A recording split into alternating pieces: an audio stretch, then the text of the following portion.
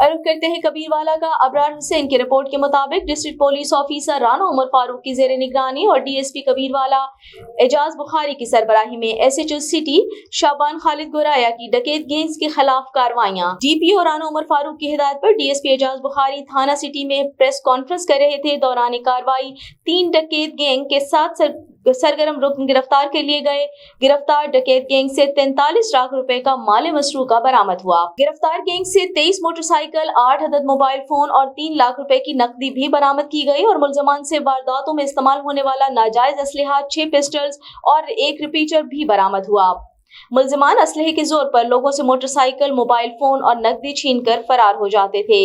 SDPO Ejaz Bukhari की जेर निगरानी खुसूसी पुलिस टीम तश्कील दी गई थी। सिटी पुलिस टीम ने खुफिया मालूमात, जदीद टेक्नोलॉजी और अनथक मेहनत के बाद मुलजमान को गिरफ्तार किया। डीएसपी एजाज बुखारी का कहना था कारकर्दगी दिखाने वाले एसएचओ शाबान खालिद गोराया और उनकी टीम शाबाश की मुस्तहिक हैं।